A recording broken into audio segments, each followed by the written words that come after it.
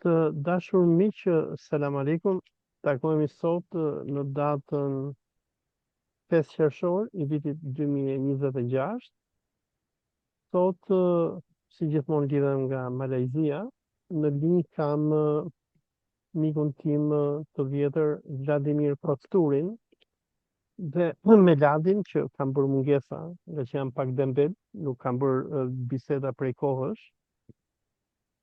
Me Ladin do të bisedojmë për protestën e ishullit të Ivanka Trumpit dhe Jared Kushnerit. Për ata persona që nuk më ndjekin në rrjetet sociale, ose ndoshta nuk e kanë idenë se çfarë bëhet, po kemi, domethënë Shqipëria është përfshirë në një valë masive protestash, të cilat nisën që në datën 29 maj, kur një grup banorësh nga Vlora, ambientalist, antar të shoqërisë civile, shkuan në rajonin e Zvërnecit dhe të Nartës për të protestuar rrethimin e kësaj pjese të bukur bregdetare të Vlorës nga një kompani e lidhur me Jared Kushnerin, ose për ndryshe me dhëndrin apo dhe me kriminalin e luftës të Donald Trumpit. Dhe kjo kompani, e cila ishte rrethuar të pjesë të bregut të Vlorës, jo vetëm që nuk i linte banorët që të kishin akses në detin e tyre, që ata e kanë patur dem babaden, por për personat që kanë parë dhe videot, këta banditët e kompanisë Zvërnet South Adriatic Development, që është kompania që do menaxhonte projektin e Jared Kushnerit dhe Ivanka Trump, përdori dhunë kundër banorëve vendas. Për personat që kanë parë videot që unë kam postuar në Facebook edhe në Twitter,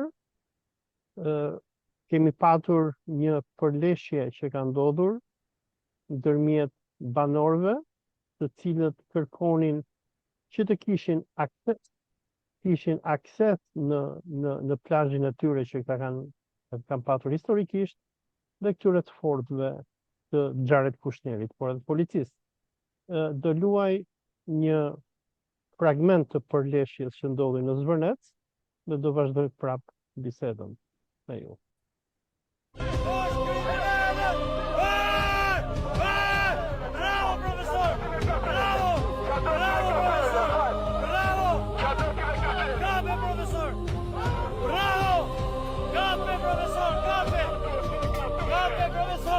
Kape, profesor!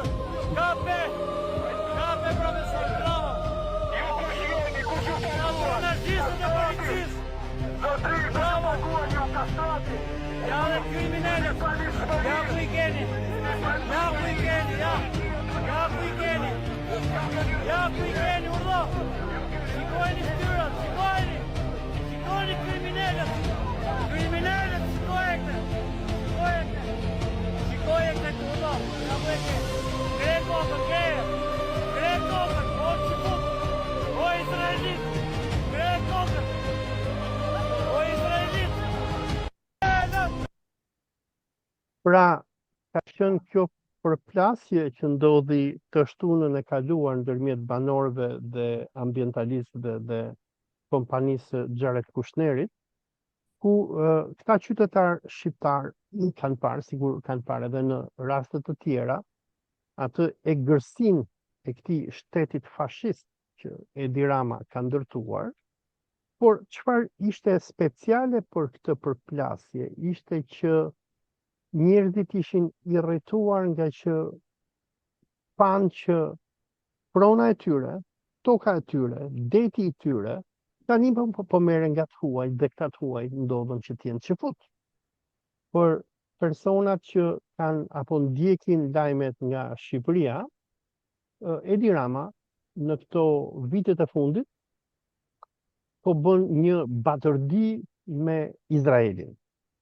Edi Rama i ka dhënë izraelitëve pjesën më të mirë të investimeve strategjike në vend.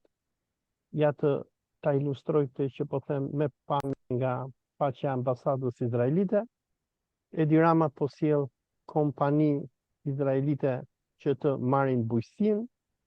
Në datën 2 korrik u nënshkrua një memorandum bashkëpunimi ndërmjet Shqipërisë dhe Izraelit. Në anën tjetër, qeveria e Ramës në datën 13 maj me një personazh nga Kosova për cilin do të flasim pak më vonë, Albatros Rexhaj, do të ftojë një tuf kompanish izraelite të cilat do të hapin bizneset e tyre në Shqipëri dhe do të ndërtojnë bizneset e tyre, dhe ne dim se çfarë bëjnë këto kompanit izraelite, të cilat merren me terrorizëm, me hakerime etj. etj.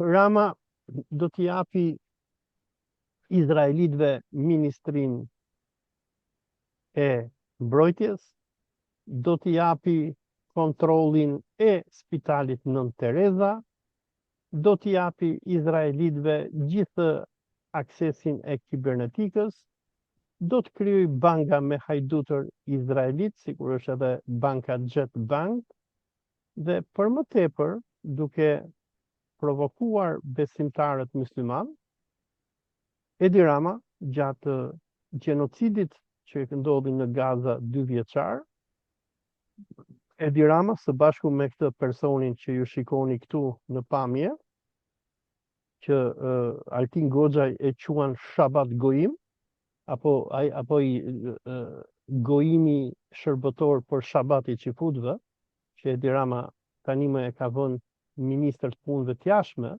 por përpara kësaj ishte ambasadori i Shqipërisë në OKB. Pra, ky fytyrë dhe fytyra e Ramës janë bërë për shqiptarët, janë bërë shembulli i kapjes së shtetit shqiptar nga Izraeli. Dhe sikur shikoni këtu, që keni ministrat e Ramës, që rreshtohen me gjithë Ramën përpara ambasadores izraelite, apo Ramën i cili i flet biznesmenëve izraelit, ose sikur ky personi që shikoni këtu në krah të djathtë, Ermal Nufi, që ka qenë zari i një banditi izraelit, Ron Jafet, dhe Rama këtë person e bëri ministër të mbrojtjes dhe i ka dhënë të gjithë industrinë e mbrojtjes në dorë të Izraelit.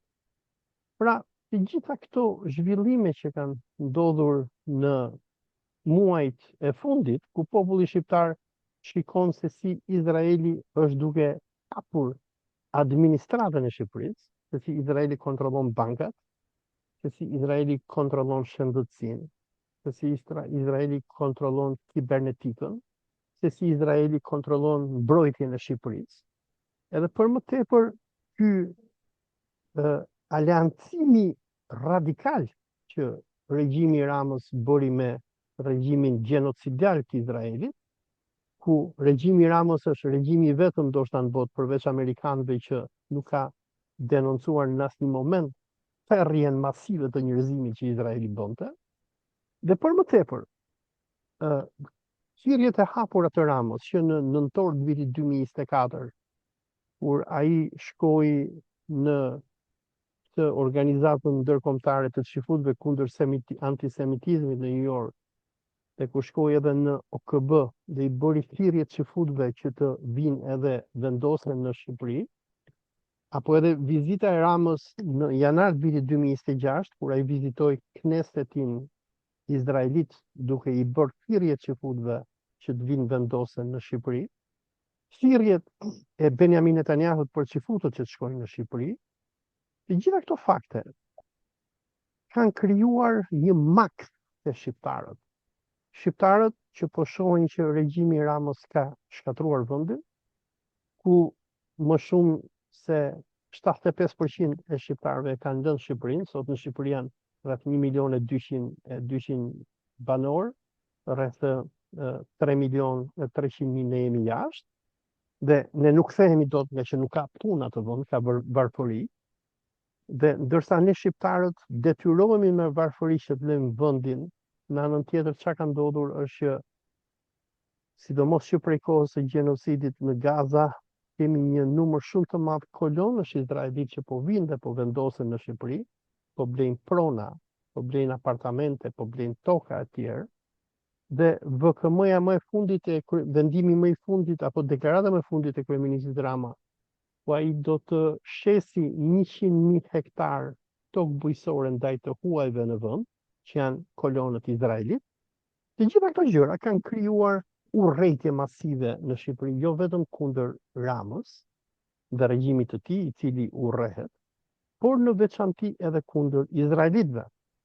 Dhe në përleshjen që ndodhi të shtunën e kaluar në Zvërnec, ndërmjet banorëve, ambientalistëve dhe kompanisë apo gangsterëve të Jared Kushnerit, që i vu gardhin prej territorave më të bukura të Vlorës, ku ky territor do kthehej në një rezort për mafien izraelite, sikur po ndodh edhe me Sazanin, ku që prej vitit 2024, nëse s'jam gabim, regjimi i Ramës ka njoftuar që Sazanin do t'ia japi Jared Kushnerit, dhëndrit të Donald Trumpit dhe në njëjtën kohë miku të ngushtë të Benjamin Netanyahut, dhe një nga mbështetësit kryesor të gjenocidit në Gaza, shqiptarët ndjehen të frikësuar, sepse ata po shohin që tokat e tyre po rrëmbehen, po i merren shqiptarëve, po i jepen kësaj mafjes izraelite, e cila sillet sikur të jetë në pronë të babës. Dhe për personat që kanë parë intervistën e Jared Kushnerit, që ai e ka dhënë për një media amerikane, por edhe të Ivanka Trumpit, që të dy këta persona, që të dy këta mostra dhe këta vrasës, mburren që thonë që neve po na jep Rama sa toka në Shqipëri dhe do bëjmë rizorka. Edi Rama dhe zagarët e tij mediatik që i paguan me le, të gjithë thonë jo, këto nuk janë të vërteta, janë fake news e tjerë, por është vetë ky i bie sikur të jetë pak a shumë nipi Benjamin Netanyahu. Netanyahu kur shkon në Amerikë flen në shtëpinë e Jared Kushnerit, që janë që dy palët janë çifut Polonie, dhe ky person i cili urrëhet në mënyrë masive globalisht për mbështetjen e Netanyahut në gjenocidin në Gaza, dhe vajza që Donald Trumpi ka me gruan e tij të dytë apo të tretë, me Ivana Trumpin, e cila quhet Ivanka Trump, i ka dhënë emrin e gruas vajzës së tij, që të dy këta personazhe të urryer mburren dhe për intervistat që japin, dhe thonë që neve do na japi Rama një ishull në Shqipëri, ku do të bëjmë resort. Do luaj këtë videon e Jaredit dhe më pas do luaj edhe videon e Ivankës. Was on a vacation after we left government in the summer of 2021. We were on our friend Nat Rothschild's boat. We got picked up in Montenegro, and then we started sailing over to Corfu, and we spent a couple days in Albania. One of the nights there, Prime Minister Rama came to the boat. I had not met him when I was in government, but I was very, very impressed with his vision for what he wanted to do with Albania. I really didn't know anything about the country. I didn't understand the history, and the darkness of the history with the communism and the terrible leadership actually led to it being fully undeveloped as a nation. But Eddie came in, he has one of the cool things I was attracted to is the fact that he seemed like a very skilled politician, as a very strong and smart leader, but also the fact that he was an artist. I thought it'd be very cool to see what a country really led and built by an artist could be, somebody with amazing taste and great creativity.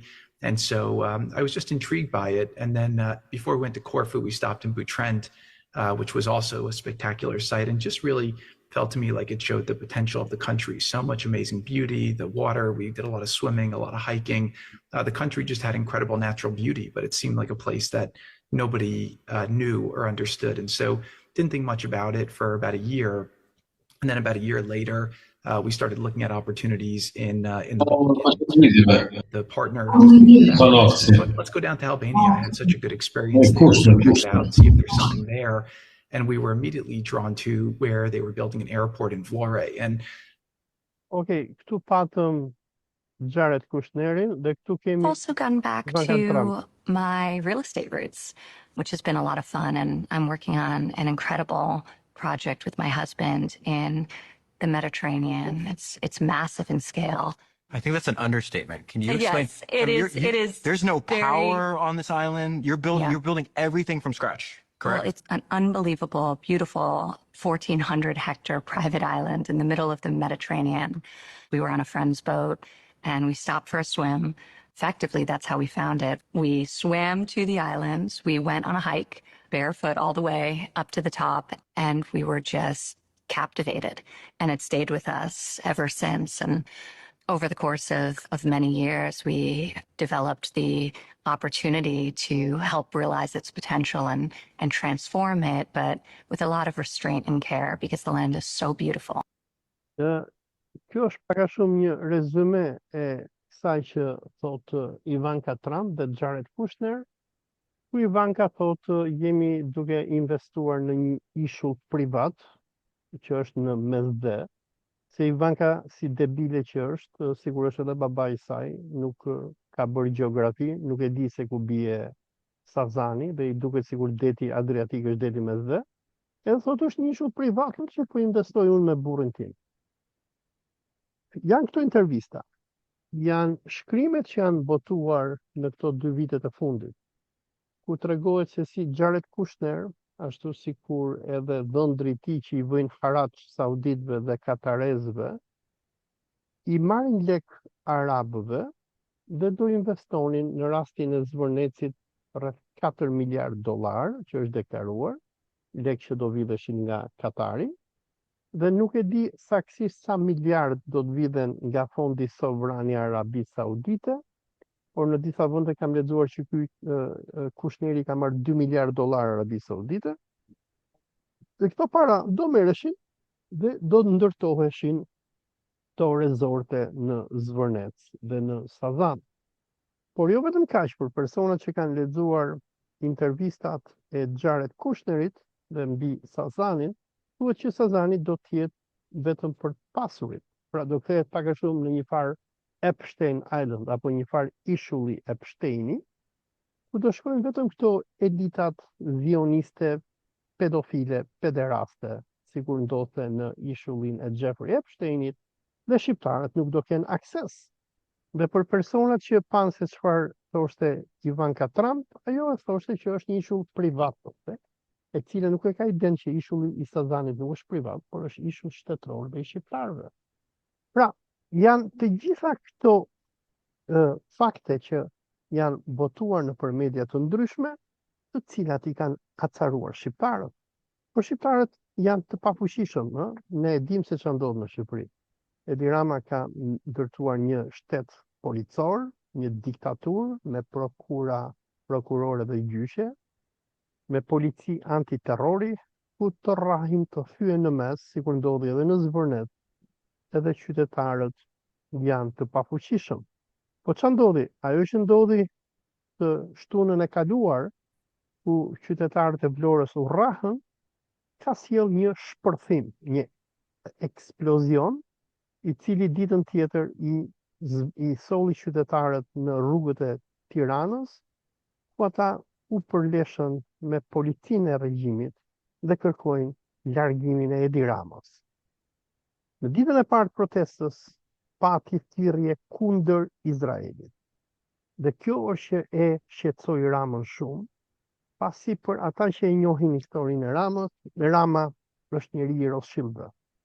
Është familja e Rothschildëve, ajo që e solli në Shqipëri në fillim viteve 2000, ajo që e sponsorizoi, ajo që dëboi Fatos Nanon nga politika në mënyrë që Rama të merrte Partinë Socialiste, dhe Rama, ndërsa qytetarët e shajnë me libër shtëpie edhe i thon të QR e çfarë nuk i thon, nuk ka problem nëse e shan me rob shtëpie Ramën, por Rama ka vetëm një problem, mos ja shash Çifutut dhe Rothschildët dhe Izraelin. Nga që ai atë pushtetin e tij politik e ka ndërtuar me mbështetjen e çifutërisë ndërkombëtare.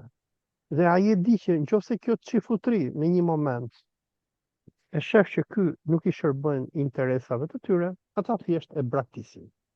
Ladi bëra një hyrje të gjatë, më bëj hallall, tani është rradha për të këty, si e shef këtë që po ndodh? Mirë dita Olsi, mirë dita dhe gjithë njerëzve që na dëgjojnë. Unë do ta filloj fjalën time me një ftesë për nesër, këtu në Rom përpara ambasadës shqiptare. Mblidhemi nesër ditën e shtunë në orën 5 pasdite. Manifestimi është i hapur për të gjithë. Nuk kufizojmë askënd, qoftë edhe për të marrë mikrofonin e për të folur. Mund të shprehet në mënyrë më të lirë, natyrisht i ndalohet mikrofoni njerëzve që aktivistëve. Domethënë aktivistëve mercenarë, të partive, të shoqatave, të njerëzve që kanë interesa biznesi, të medjave, por një personave të thjeshtë që të tregojnë historitë e tyre, eksperiencat e tyre janë të lirë të shprehen dhe mund të shprehen në mënyrën e tyre, dhe edhe pse ajo mund të konsiderohet e gabuar për neve. Domethënë manifestimi është i hapur. Pse? Sepse në fundit këta njerëz më në fund duke patur parasysh që shtypja u rrit si në fizik ose, domethënë ti e zgjat një sust, e zgjat. Ajo o do kputet, o do rikthehet përsëri mbrapsht. Domethënë, meqenëse unë jam i fizikës, këto procese dhe në shoqëri, ti mendon se i ke fituar këta që shtypin popujt, dhe në një moment caktuar të kthehet gjithçka nga vetja, në mënyrë të papritur. Domethënë kjo erdhi si e papritur, se këta shqiptarë ishin gjithë në gjumë, çdo të njëri, çuditërisht pavarësisht pasaj ka forca mbrapa, s'ka forca mbrapa, ajo mua më intereson pak ti. Ose unë shoh njerëzit që janë ngritur, që po protestojnë, dhe në mënyrë të papritur ju doli gjumi dhe u ngritën si të hardallosur, sepse kuptuan që, domethënë, e panë që kishin një peshë të rënë në kullisë, ose. Pse po shpërthej njerëzit? Njerëzit panë dhe diçka të veçantë në Zvërnec, që se ishte ajo formula, e ke pasur ajo formula policia është me ne. E kanë futur që atëherë në 90 këtë që policia është me ne, të respektojmë. Ti s'ke punë me policinë, fundin se policia nuk është e jote, është e patronit. Është gjithmonë e patronit. Po jo, është birë nënë edhe i dim, birë nënë e janë gjithë, po është birë nënë e i vendosën një pozicion tjetër, ky është problemi. Kjo policia është me ne këtu dhe kjo u godit edhe kjo nga një polici tjetër, që ishte një polici private e zezë, e veshu me zeza, s'meri vesha ishte. Dhe njerëzit aty thanë, kjo policia të paktën i duke si është me ne, po që ka një polici tjetër që në vraska në thonjza së në mbroka kjo policia tjetër, se kjo policia tjetër nuk është për të mbrojtën për të. Dhe pane ata njerëzit e zi, që e morën zvarët dhe pasaj, nuk duhet t'i hyjën asaj si ka ndodhur, si s'ka ndodhur. Dhe njerëzit arritin një kërcënim. Pse po ngrihen njerëzit, se unë nga kjo të ta filloj. Njerëzit bën një llogari shumë të thjeshtë. Njerëzit 1990 menduan se kjo Amerika do ju sillte atë çekun e bardhë, nëse të kujtohet. Dhe tha Sali Berisha, na jep një votë, na keni çekun e bardhë, ne tha ata do shënojnë vetëm atë zero, e tha. Jo, do shënojnë një isha, nuk një ish përpara ata. Dhe ne do vëmë zero mbrapa sa të duam neve. Kujtohet kjo? Jo, u bë kjo Amerika e bëri këtë gjë. Atëre kur kishin Gramos Pashkon edhe Ridvan Peshkopin, që i Ridvani akoma është gjallë. Ai është akoma gjallë, po s'ka kuptuar asgjë fare, ka bërë video me Ridvanin. Ai nuk ka marrë vesh fare. Për mua ai nuk kupton gjë, nuk di edhe se si kanë qenë ministra këta njerëz që që janë pyk, që janë bosh nga koka, si ta din vetëm I mori të tia, fitojnë privilegje, nuk din asgjë tjetër. i mori tia nga rruga, e ura bingo, i vuri ministra, shkoni diqni vetë. Kurse po këta nuk kanë një ngritje minimale kulturore, një minimale nuk e kanë. Unë kam bërë, nuk e kam personale. Unë e kam bërë me Ridvan Peshopin një shumë, por nuk e bëj një video të dytë me Ridvan Peshopin. Po tia me ignorant punon? Janë shumë ignorant. Janë shumë ignorant. Ai ka qenë ministër, çfarë ka kuptuar ky?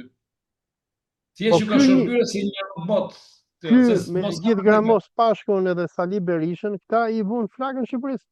Këta shkatruan uzinat, fabrikat, kombinatet, serat. Shqipëria e kohës së komunizmit ishte vend i mirë ndërtuar. Okej, njerëzit nuk kishin para nga izolimi, nga keq menaxhimi, Ramizalis e tjerë, por baza infrastrukturore ishte shumë e mirë. Shqipëria prodhonte çdo gjë. Prodhonte që nga shkrepset e deri te gomat e makinave. Domethënë, Shqipëria kishte një infrastrukturë shumë të mirë, por këta mercenar dhe agent të CIA-s e shkatruan, dhe arsyeja pse unë edhe ti dhe gjithë neve përfunduam jashtë vendit, është për këtyre personave, se këta persona e shkatruan vendin dhe ne morëm rrugët e botës. Ose po ta vazhdojmë dhe këta njerëz tani shqiptarë, pra po flasim, këta deri në këto momente që flasim, gjithmonë kanë jetuar me këtë shpresën e parajsës së perëndimit. Dhe e rëndësishme për këtyre ishte që të rrëzoj komunizmi, dhe që në momentin që rrëzohet komunizmi, mjafton ky pluralizmi amerikan, dhe çdo gjë do ecë mbar, do ecë mirë. Në fillim domethënë ishte ajo periudha e ngritjes, siç e dim gjithë, sepse shteti ka qenë më pak agresiv. Nuk i ka rënduar me taksa, i ka lënë më të lirë, flas për periudhën e parë të Sali Berishës 1990-1997. Më mbas pastaj, vjen 1999 bën luftën në Kosovë dhe filloi ky kapitalizmi i egër i mbas luftës Kosovës, mbas 1997-s.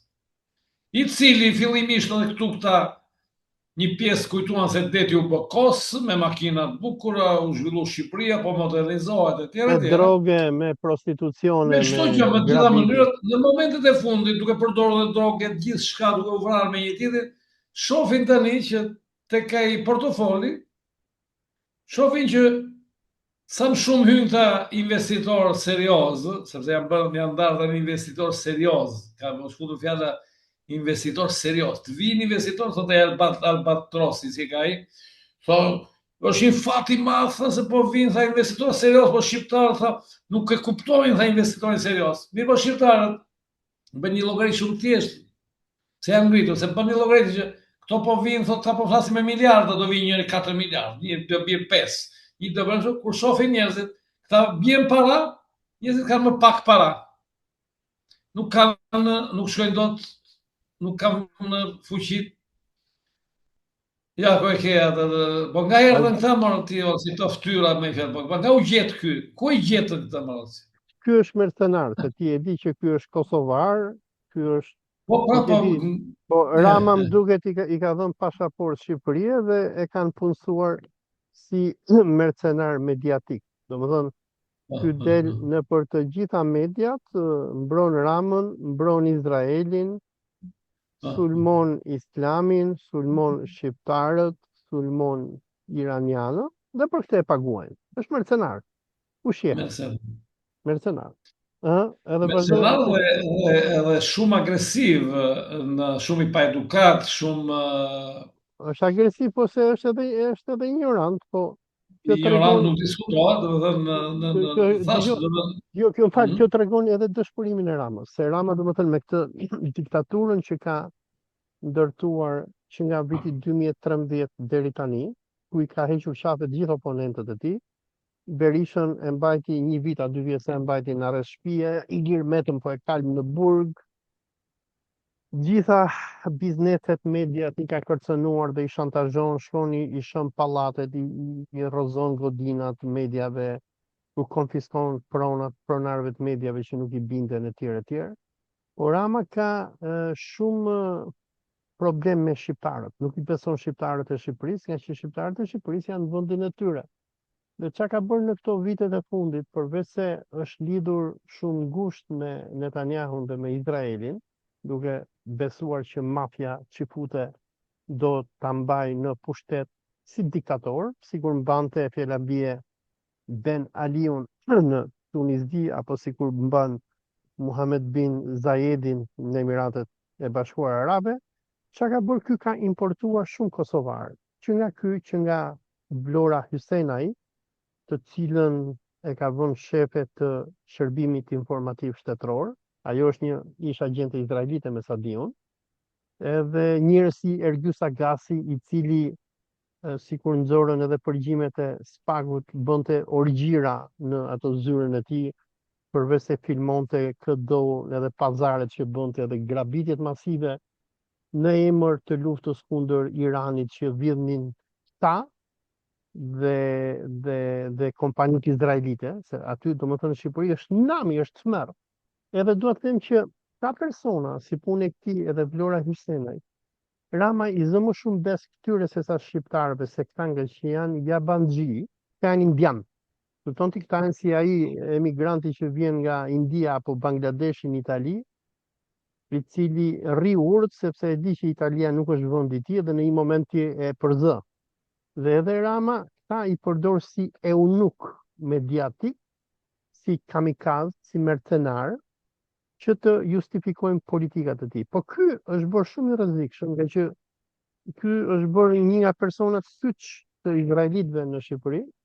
Në muajin maj ky ftoi, nuk e di sa ishin 100 startupe izraelite, ku domethënë këta regjimi Ramos është duke ftuar në mënyrë masive kompanitë e këtyre kriminalëve izraelit që vrasin njerëz në Liban, edhe në Gaza, edhe në Siri, edhe në Iran. Vinë në Shqipëri, Rama jep toka, jep zyra falas, i thonë vetëm hajdeni, qëndroni këtu, mbani këtu bizneset dhe më mbani mua në pushtet. Pra, është ndërtuar një regjim mafioz, ku Rama me ndihmën e këtyre kosovarësh, por që janë tradhtar të kombit, por edhe të izraelitëve, ka ndërtuar një aleancë dhe besonte që kjo aleancë do ta mbante në pushtet.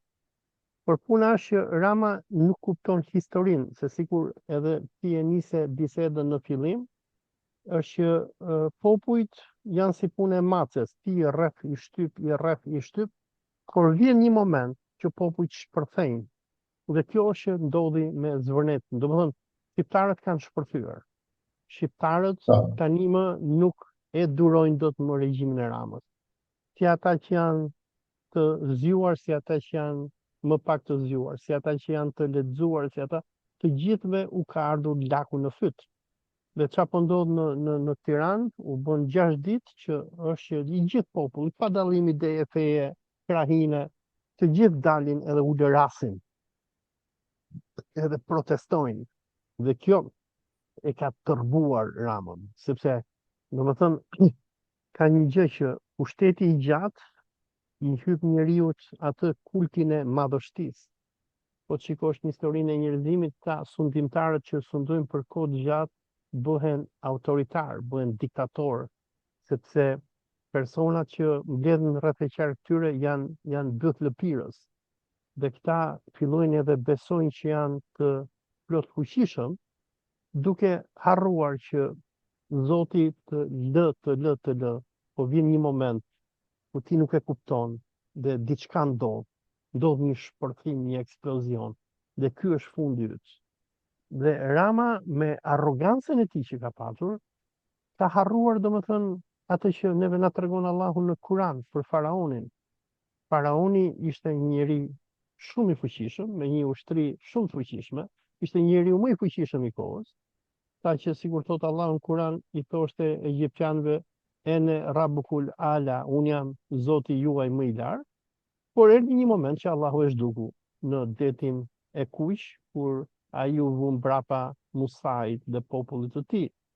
Dhe edhe Rama me ato që ka bërë, me krimet, me vrasjet, me burgosjet e njerëzve pse nuk paguanin rrymën elektrike, me konfiskimin e parave, me konfiskimin e shtëpive që i bënte njerëzve, me burgosjet e padrejta, me vjedhjet, me policinë e antiterrorit, me të cilën domethënë e ka bërë atë policinë e antiterrorit si ajo çeka e Bashkimit Sovjetik, ku njerëzit përfundonin në për burgje, myslimanët nuk guxojnë të hapin gojën se për gjë më të vogël i fusin burg, pse ke shkruar film në Facebook rroh Palestina, poshtë Izraeli. Dhe Rama me këtë sistemin opresiv që ndërtoi, kujtoi se mund t'i mbante njerëzit më dhunë. Ama ajo që ndodhi të shtunën ishte një shkëndi, ishte një shpërthim. Dhe ata që po protestojnë nëpër rrugë tani, nuk janë vetëm muslimanë, nuk janë krishterë, është gjithë populli, pa dallim. Nuk e di. Më kujtohet një shprehje që i atribuohet Leninit tek Fattoria degli Animali, kjo ferma e kafshëve e George Orwellit, kur thotë që një regjim që duket i fortë, por po arriti, thotë, që të vijë në diskutim ekzistencë e tij, populli e merr përpara, e mbyt. Domethënë, deri tani, Edi Rama ishte në avantazh dhe mendoi që ai ishte gjithfuqishëm, çdo gjë mund ta bënte, e të sfiliti e bëri kockil kuri Lirmetën në burg, sepse nuk e ka mbrojtur, nuk ka thënë një fjalë. Ti e pesi ishte transformuar Lirmeta, është kënaqur me këto vuajtjet e të tjerëve dhe me vujtjen e popullit tërsi. Kjo tani është vënë në pikpyetje diskutimi, fundi i tij është i pashmangshëm, është i padiskutueshëm. Domethënë, këtu ne nuk e dim çfarë se ç'drejtim do marrë kjo. Dhe këtu duhet punojmë të japim kontribut gjithë. Por që Edi Ramën do ta fshijë, kjo është gjë më e sigurt. E padiskutueshme. Sepse është vënë në diskutim, domethënë populli priti, më kujtohet ajo shprehje jote që nxorën ato top qenit, që nxorën top qenin që na nxorën televizor në ndajme dhe para në 2020, ke parasysh është grupi ky e pandemin, ai ishte Tina, aty ishte i parë, ju përmendem me emër. Dhe përmendë një shprehje tënde, që kishte thënë gjë normale që po ndodh tani, që thoshte do durojnë, po pastaj do shpërthejnë. Në këta njerëz bënin sikur se kuptonin, sepse e kanë kuptuar në vërtet. Po dhe nga që mungon alternativa, thonë mirë, kujt do t'i besojnë. Dhe ky thotë ka marrë 800.000 vota, ato 800.000 vota hidhin në VC tani, se ato s'ka vlerë. I ka vjedhur. I ka vjedhur 800.000 vota. Po i ka vjedhur, i ka marrë me shantazh, i ka marrë me të paguar, i ka marrë si ka marrë dhe sikur të kenë vajtë të votojnë. Ato nuk kanë vlerë, ato kanë vlerë në zero. I ka bler me lek, u a blen fukareve, japin nga 50 euro. Ato s'kan vlerë tani. Në moment që populli ka dalë në rrugë, ike veri dhe ngrohi, veri në zjarr ato dhe përdori për ato letra, përdori për një gjë tjetër, kupton? Edhe, domethënë, problemi kush është, si them unë? Ato që ti ke kritikuar, domethënë neve mbështesim këtë, sepse ne jemi vetë pjesë e kësaj proteste. Në kuptimin, ta na kanë shkatruar, na kanë mbytur, na nxin jetën, na shkatruan jetën, na çuan në emigracion, ne domethënë mund të jepnim kontribut shumë të më të madh që Shqipëria dhe mos arrinte të na ndërprerën, nuk na lejuan, na thanë, na përzien me në frymën e kësaj barazisë, jo në kuptimin e keq që emigracionit bën një lloj, e kupton? Një lloj, po tani, nëse ne kemi kontribute, kemi mundësi të kontribojmë në mënyrë të veçantë që të ruajnë ato ekuilibra që jo vetëm s'na dha mundësinë, po na sulmuan. Ty veçanërisht ka sulmuar më tepër, po dhe mua, natyrisht. Unë jam i treti, ti je i pari, unë jam i treti, ose ty ti je Gjergj Fanasi, treti jam unë, ç'është lista. Mua më sulmojnë për ditë. Po, të aty do të gjej gjithmonë, të është një rrezikshëm, thotë ai Karamuçoja. Është një ri, thotë, shumë i rrezikshëm, thotë ky i rrezikshëm, tani. Unë kam qef si. Unë nuk kam. Falë, dalim çik tek ky idioti.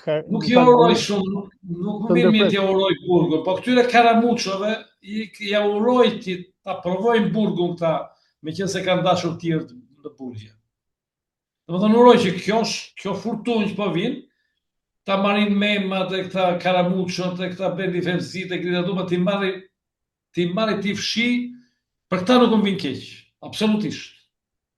Me mua ka shumë sulme, domethënë ti e di, mua më sulmojnë prej vitesh. Unë që kur jam kthyer në Shqipëri më sulmojnë, ti e mban mend procesin që na hapën atëherë për koronavirusin. Po, po. Na përgjonin videot mua e ty e Gjergjit Thanasit se donin patjetër të fusnin burg, por edhe tani që po bëhen këto protesta, edhe tani po më sulmojnë. Është ky portali këtu që quhet Tirana Examiner, edhe kanë bërë një shkrim me një femër, një Renada Bici, se të gjenë ca femra kështu, edhe analizonin këto protesta, domethënë, edhe e kanë me mua, domethënë, po ta kuptosh këtu në anglisht, dhe unë thot, një nga këta nxitësit më të mëdhej thot, me audiencë prej 10 mijëra personave, është Orsi Azedjiu thot, i cili flet për një zajn i Ose këtë e tha dhe e tjera, ma mos harro. Po këta më kanë Janë sa musliman, janë sa musliman. Po, dalë edhe tek ajo, po shive çfarë thon, edhe ky thotë flet për zajn takeover, domethënë që po na marrin zionistët vendin. Edhe ky thotë fabrikon video, thotë se videot nuk janë të vërteta.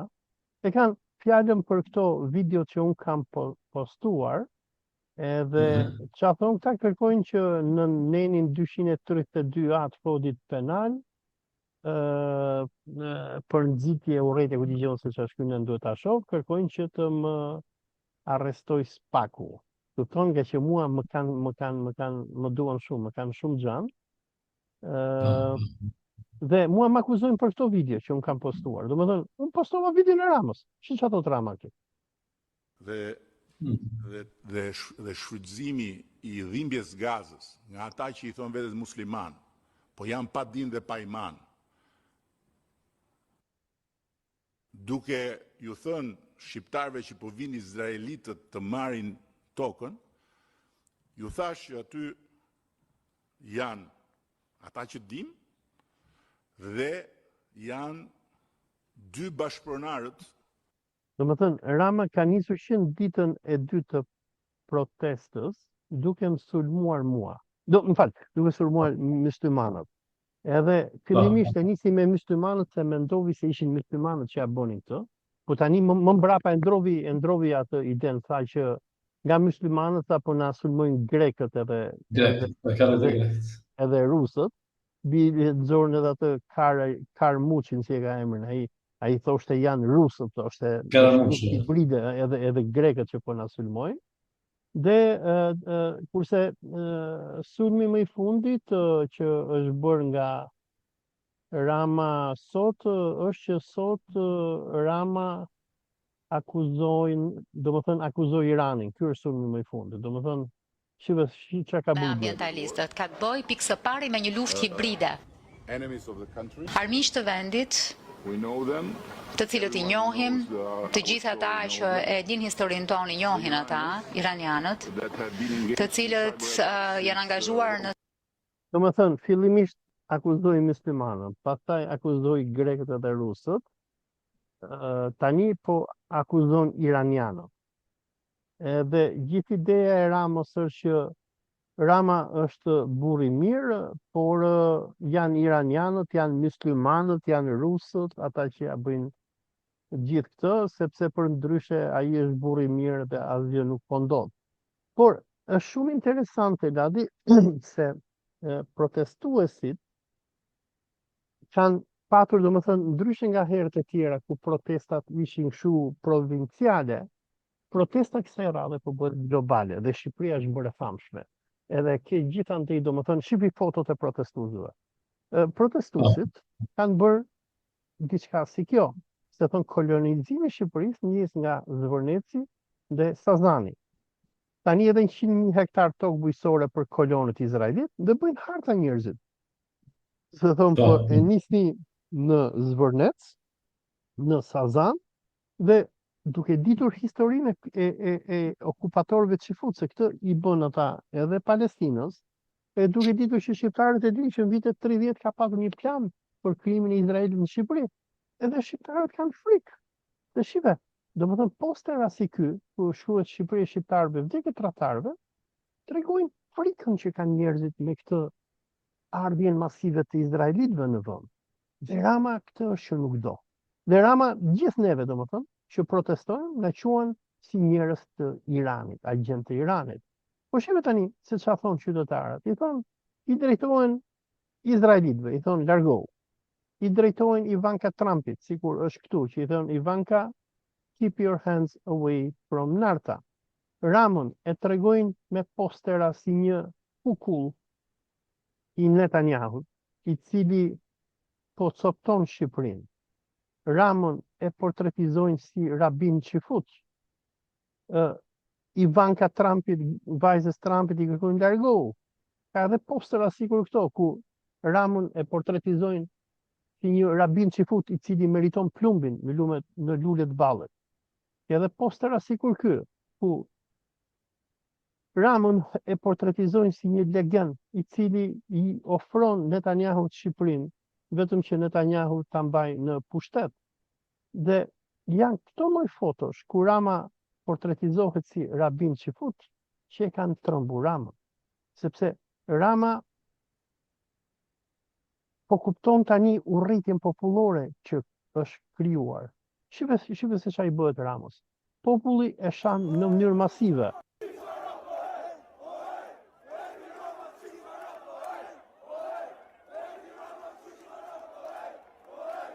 Do më thënë ka një urrëtie masive kundër këtij satrapi, kundër këtij diktatori, dhe kjo urrëtie i ka bashkuar të gjitha shtresat e shoqërisë shqiptare. Qofsh besimtar, qofsh jo besimtar, qofsh katolik, qofsh musliman, pa dallim feje dhe ideje, dhe të gjithë duan largimin e këtij satrapi. Dhe ky është kthyer në një diktator aq të dhunshëm dhe në një maskara, dhe në njëri të pacip, se më thënë, nuk e dine ke parë atë videon që e luajta pak më herët se si i drejtohet kësaj gazetares së CNN-it, si i fyen gazetarët në Shqipëri, si i fyen qytetarët, dhe ky ka krijuar aq shumë urrëtie me atë arrogancën e tij, saqë tani më ka momenti që populli thotë s'mban më ujë pilafin. Po si desha të them diçka, Mehel, ajo që s'është arritur akoma deri tani në Tiranë, që të ketë parolla të qarta kundër Amerikës. Ka parolla, ka. Ose që është parë dhe flamuri amerikan në manifestim. Jo, nuk besoj, unë s'kam parë jo. Në ditën e parë, po, e mandaj ky si ka emri ky kolla, ky qylafi i bardhë. Ai budallaj, po ka budallaj. Albin Kolla, si ka ky Albin Kolla, si ka. Do të them banai. Edhe që kjo që the ti me fjalë të kësaj, ki parasysh që kemi, domethënë, ti je kundër Izraelit, pa Izraeli pa Amerikën nuk i bën dot operacionet e gjenocideve që ka bërë apo të luftës që bën në Iran. Domethënë, shifti këtyre është në Itali e quajnë Uzraeli, nuk thoni Izraele, po Uzraele, me thënë Uza dhe Re, është e njëjti gjë.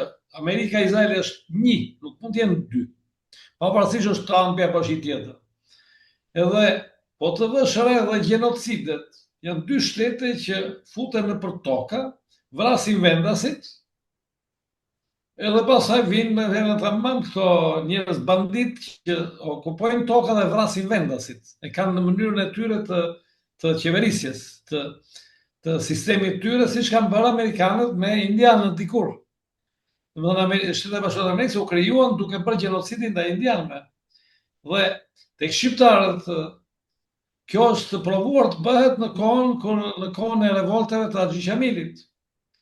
Këto perëndimorët, sipas ides time, po s'është vetëm e imja, nga që shqiptarët ishin të varfër, të prapambetur, kanë patur një projekt që t'i zhdukin, t'i vrasin. Dhe madje nuk ju pëlqen njerëzve, Olsi, por populli serb dhe populli grek Në përgjithësi kanë bërë një lloj barriere për të mbrojtur shqiptarët. Si unë po them popullin, po them qeveritë.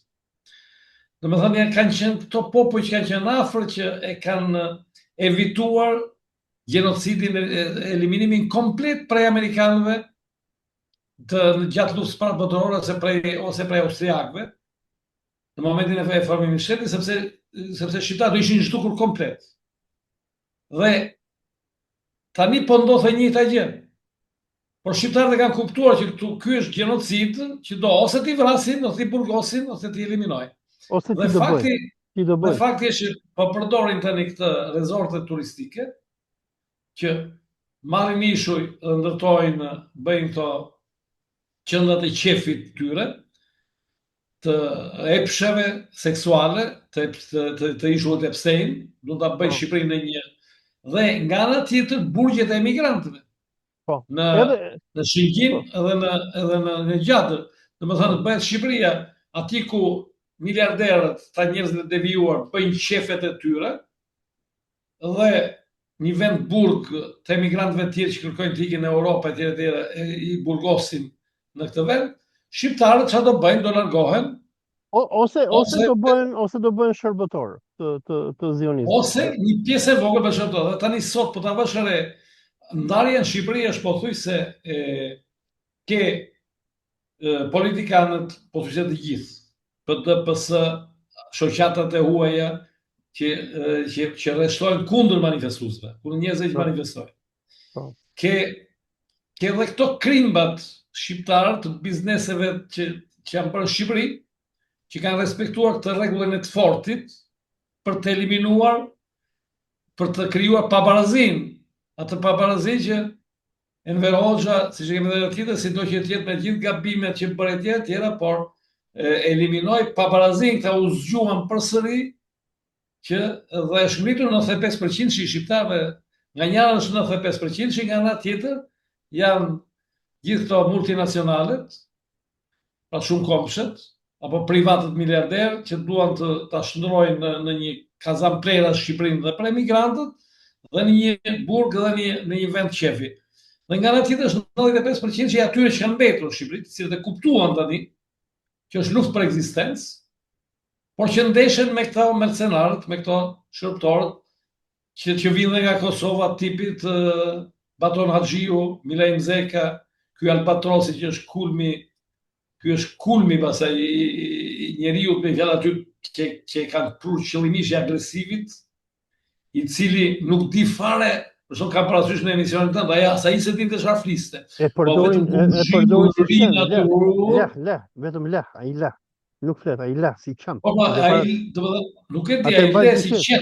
Qen do të thotë qen të zinje, do të qen të zinj që i mban, e kemi parasysh në filma që në fund fare ti kur e shef që situata të ka ikur nga dora lëshon qen të zinj. Dhe ky qen i zi është edhe një prej qenëve të Albatrosit.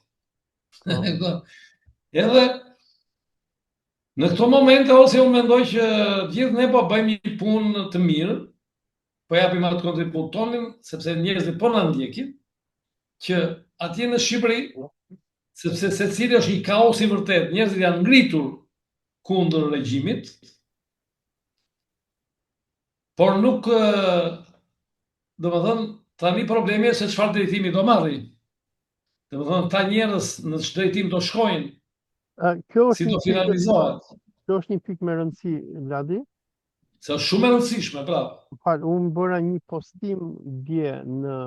Në fakt se u vura re që ti kishe shkruajtur aty që këta tani, ato që janë të padëshirueshëm në protestë, pra që të shkojnë, që mos preket as Amerika, se tani ti ke dalë në shesh ka dalë gjithë populli, aty objektivi kryesor është Amerika.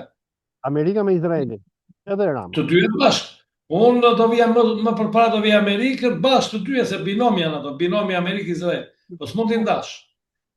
Tani, kjo është, ty tani, thonë ta që gjoja që koordinojnë, s'pe quajmë organizator, po koordinus të protestës, që ti do të mësojnë ata se çfarë duhet thuash ti aty në manifestim. Jo, Amerika jo, se ne jemi me Amerikën, atë ti çfarë po proteston? Kujt po proteston? Po jemi me Amerikën. Po çka ke dalë aty? Unë kam bërë disa shkrime në këto 24 orë të fundit, sepse unë qa vura re është që ndërsa në ditën e parë, revolucioni nisi, se unë po e quaj revolucion këtë, si një revolucion anti-izraelit dhe anti-amerikan. Ka ndodhur është që në këto, sidomos dje, se dje kanë ndjekur protestën kështu nga fillimi deri në fund, ishte që një person me emrin Ilir Xhemalaj, ky personi që shikon këtu në foto, ishte personi që kontrollonte gjithë protestën. Kontrollonte mikrofonin dhe nëse ti dohet flisje, duhet ta jepte ky mikrofonin. Ky është i njëjti person i cili në ditën e parë të protestës në Tiranë, që është dita e dytë, i cili nuk lejonte që të fliste Baki Goxhaj. Baki Goxhaj është ai aktivisti që erdhi nga Gaza. Dhe në momentin që Baki Goxhaj donte përmendi Izraelin dhe tha që Rama është një zagar i Netanyahut, ky person me ata të fortët që mbante rreth vetes, i kërkovi, i tha atyre të fortëve që t'ja merrnin me pa hir mikrofonin Bakiut. Dhe domethënë unë po e studioja se kush janë këta persona, nga që domethënë unë e di që shërbimi informativ shtetëror, CIA amerikane, agjenturat që janë në Shqipëri do bonin çmos që ta mbyllnin këtë protest. Edhe fillova duke kërkuar në internet dhe gjeta që ky ka qenë një njeri që ka punuar për regjimin e Ramës, këtu e ke foton e këtij në kryeministri, këtu e ke në protest. Dhe ky ka qenë edhe njeriu i Adriatik Lapës, që Adriatik Lapa e vuri si kandidat për të kandiduar në zgjedhjet e kaluara. Dhe unë pra çfarë po kuptoja është që regjimi Ramës po mundohet që ta bëjë. Ky ç'është ky Marti, Alsi, ky ç'është ky? Edhe ky është një nga këta mercenarët e këtij Ilir Xhemali, dhe nëse shikon me këtë video, ky i jep urdhër qytetarëve. Çfarë ju thu ky që thotë jo pankarta politike? Çfarë konsideron për politike? Ja, ta luaj tani.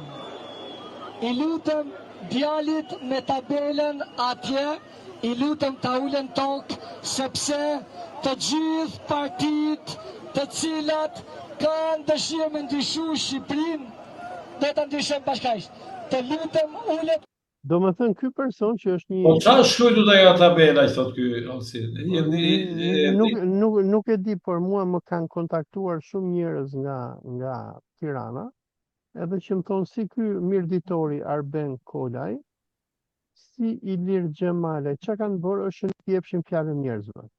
Unë me sa kuptova dje që po e shikoja protestën me vëmendje, është që regjimi Ramës është duke përdor agjentët e tij që ta kontrollojë protestën, sepse domethënë ka një urrëtie shumë të madhe popullore.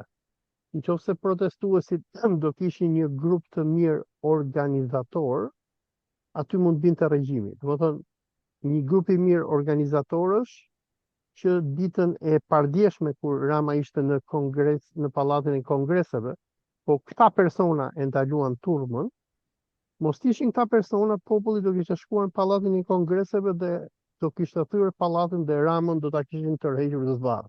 Dhe aty do binte regjimi.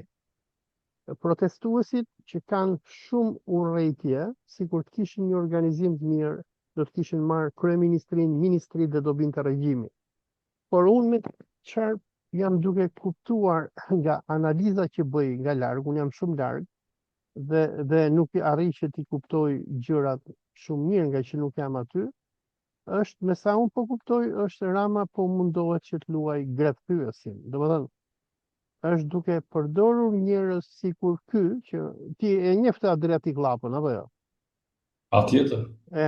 Domethënë njerëz të Sorosit, të ambasadës amerikane, se domethënë ta pushtetarët intrigant zionist kanë një taktik, domethënë që kundërshtarin që nuk e mund dot, futi agjentët e tu që ta shkatrosh nga brenda. Dhe unë me sa po kuptoj, ndoshta jam gabim, me sa unë po arrit në nuhas, është që regjimi Ramës po mundohet që ta infiltroj protestën edhe ta vrasi protestën. Sepse Ose, desha të bëj këtë pyetje. Domethënë aty brenda protestës, sipas te ekziston një lloj policie fshehur, e cila marrin për hipotezë sikur një person, po marrim një hipotezë kur ti apo unë dalim në një qosh aty, marrim një qendër dhe fillojmë t'ju flasim njerëzve. Çfarë ndodh? Çfarë mund të ndodhi aty? Çfarë mund ndodhi? Se këtë më kanë thënë shumë protestues. Sepse formalisht na duket sikur ta japi, thonë, po ti hajde se ne ta japim fjalën. Dhe kështu duket njerëzit protestues nuk e kuptojnë këtë gjë. Nuk ta japin fjalën. Është polici të fshehur që ndodhet midis tyre. Nuk ta japin fjalën dhe mua më kanë shkruar shumë persona dhe më thonë që ky grupi i këtyre njerëzve të Adriatic Lapës, që janë agent të ambasadës amerikane, kontrollojnë mesazhin. Në ditët e para, po të shikosh, ka patur mesazhi ishte anti-amerikan, anti-Cifut. Kupton? Sigur është kjo pankarta që ka ky djali që thotë s'ka lind bir kurve apo bir Cifuti, që të marri troje tona. Pra, në ditët e para, 2 ditët e para ishte protesta ishte anti-amerikane, anti-zioniste shumë e egër. Se populli e di se kush po ja merr pronat, janë Cifutët, janë zionistë. Patjetër. Ama çka ka ndodhur është që unë besoj që ky do të jetë dora e shikut të Ramës, shërbimi sekret. Unë kam pa edhe është... Shive, do luaj këtë video, do luaj videon e këtij agentit të Ramës, këtij kosovarit Albatros Rexhaj, i cili e pranon që protesta është vënë nën kontroll. Çfarë do të thënë kjo? Që në ditët e para ishte një protest masive kundër izraelitëve, se zvërnecin Sazanin nuk po e merr Irani, nuk po e merr Rusia, po e merr Izraeli. Ministrinë e Shëndetësisë nuk po e merr Irani, po e merr Izraeli. Ministrinë e Brendshme nuk po e merr Irani, po e merr Izraeli. 100.000 hektar tokë Shqipërisë nuk po i merr Irani, po i merr Izraeli. Ramën në pushtet nuk po e mban Irani, po e mban Izraeli. Dhe mesazhi protestuesve në ditët e para ishte shumë i qartë, që janë Cifutët këta që po e mbajnë Ramën, ta që po na vjedhin neve Shqipërinë. Por dëgjoj me vëmendje se çfarë thot Albatros Rexhaj këtu. Unë kam pa edhe është mund t'ja çoj regjis me nxjerr tjetra. Në ditët e para të protestës ka pas thirrje poshtë Izraeli.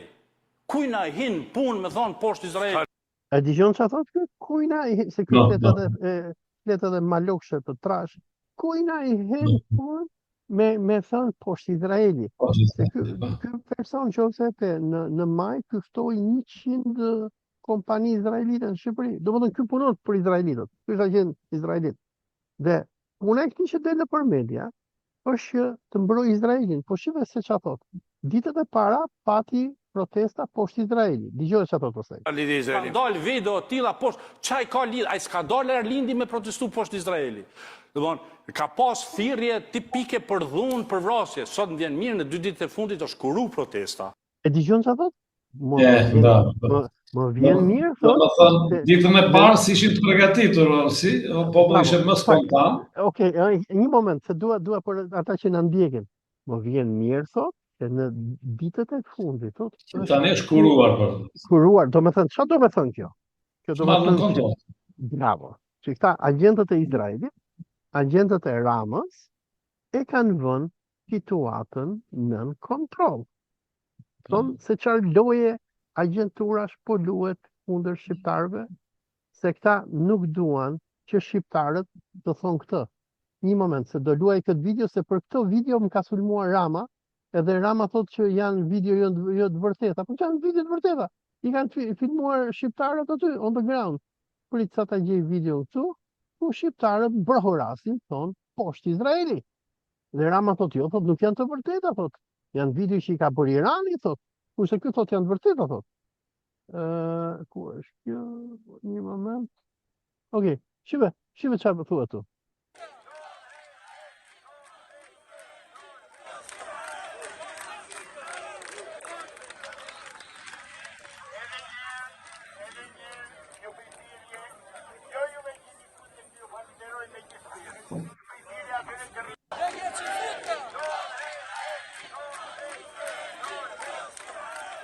A i digjon se çfarë thonë qytetarëve?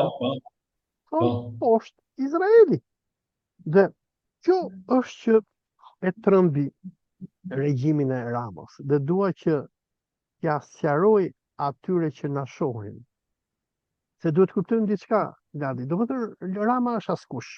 Rama është një delegat që lobi izraelit e ka sjell në krye të Shqipërisë, që kur i mori partin Nanos me Erion Velin me lëvizjen mjaft dhe G99 në 2005, dhe ky lobi që futve e kanë investuar këtë si agentin e tyre. Dhe po të shohësh kur populli e shante Ramën me rob shtëpie, i shante gruën e nonën e motrën, Rama nuk ka problem. Rama ka problem kur populli thot poshtë Izraeli. Prandaj edhe një intervistën kur i shan padronin carohet shërptori mercenari. Bravo. Kur i shan padronin. Domethënë Rama ka problem se po i shan padronin. Qeni le, jo kur i bi qenit, kur i bi padronit. Aty e ka dhe aty është jenë carua shumë. Qeni leh për të Zotin. Dhe Rama prandaj po tërbohet. Unë prandaj i kam thënë atyre që më ndjekin në Facebook, i kam thënë mos u merrni me Ramën.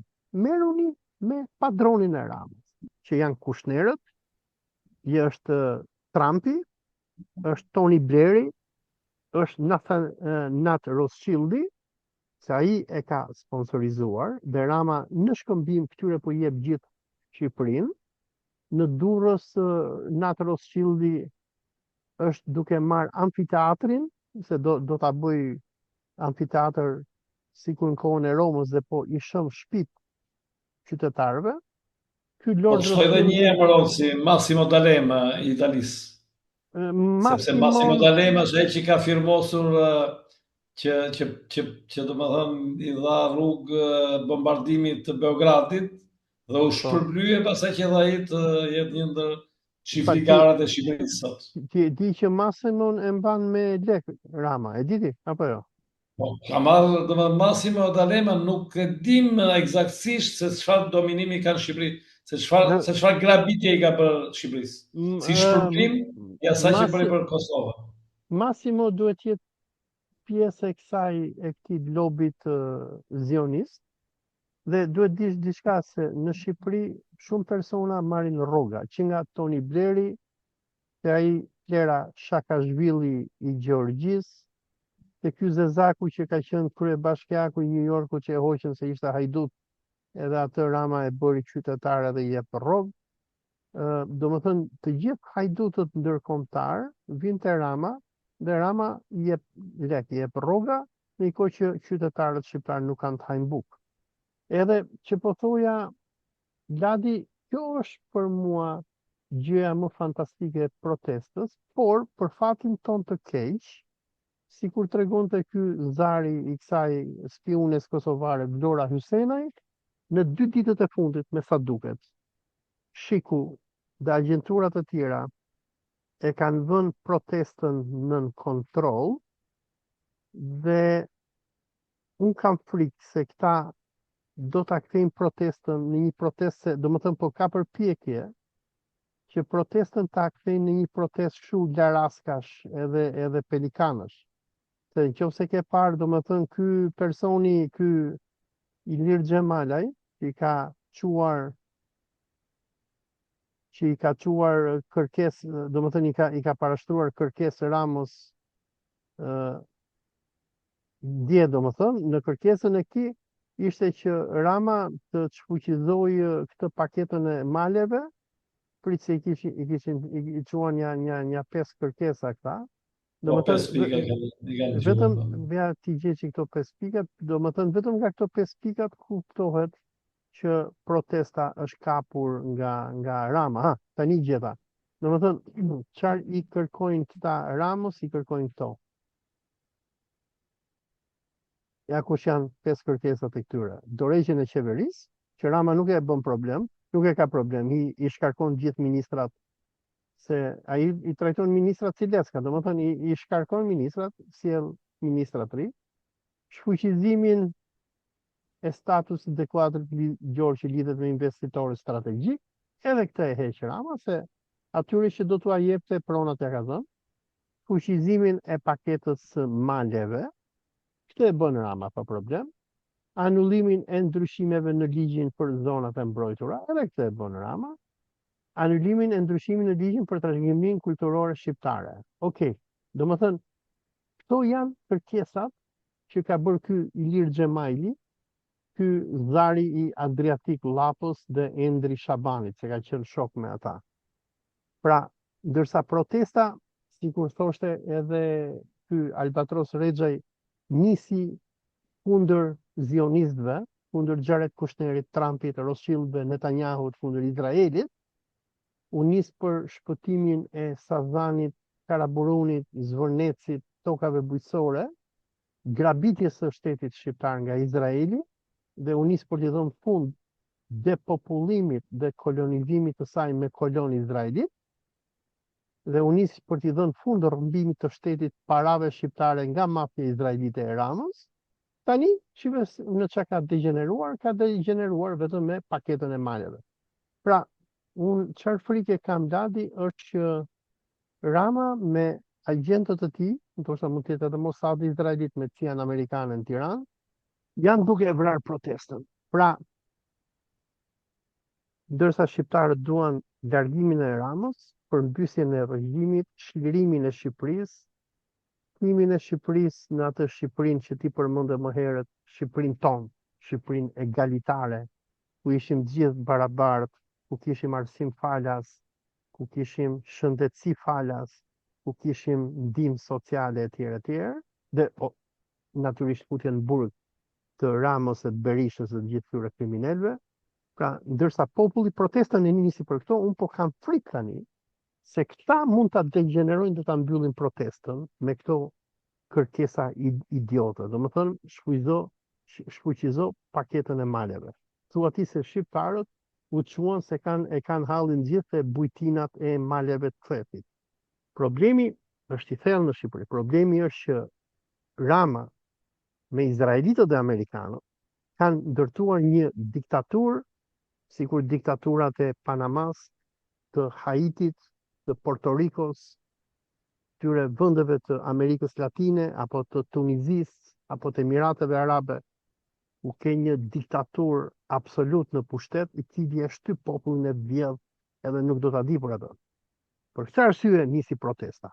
Po unë kam frikë se këto agjenturat janë duke e shkatruar atë, dhe unë do doja që t'i apeloja shqiptarëve si në Shqipëri, por edhe juve në Itali, që do bëni protest nesër, që ju duhet kërkoni që në Shqipëri t'jepet fund kapjes së shtetit nga izraelitët dhe amerikanët, Rothschildët, Kushnerët, Netanyahu, izraelitët të dëbohen nga vendi, Shqipëria të njohë gjenocidin izraelit kundër palestinezëve, Shqipëria të denoncojë Izraelin sikur e ka denoncuar e gjithë Evropa. Kjo mafia izraelite që Rama i ka dhënë të marrë në kontroll çdo gjë në Shqipëri, nga bujqësia te ushtria te siguria te kibernetika të dëbohet, dhe Shqipëria të kthehet në atë Shqipërinë e mirë që ne shqiptarët trashëguan përpara se sa Gramos Pashko, Sali Berisha dhe Ridvan Peshkëpia, agjentët e CIA-s në vitet 90 e morën, e dogjën, e shkatëruan, dhe kjo që Rama po bën tani, ky është kulmi i shkatrimit. Se të paktën deri kur erdhi Rama në pushtet, paktën shqiptarët shëndetësinë e kishin falas. Ishe i smur, do shkojë te doktori i lagjes pa lek, tani duhet paguash lek. Ishe i smur, do shkoje në spital pa lek, tani duhet paguash lek. Nuk kishe punë, t'jepte shteti një ndihmë sociale prej 20.000 lekësh në muaj. Shqiptarët akoma kishin shtëpirat e tyre në kohën e komunizmit, por edhe banesat e reja që bëheshin ishin të lira, kurse sot në Tiranë një apartament 2 dhomë kuzhinë ka shkuar 150.000 euro.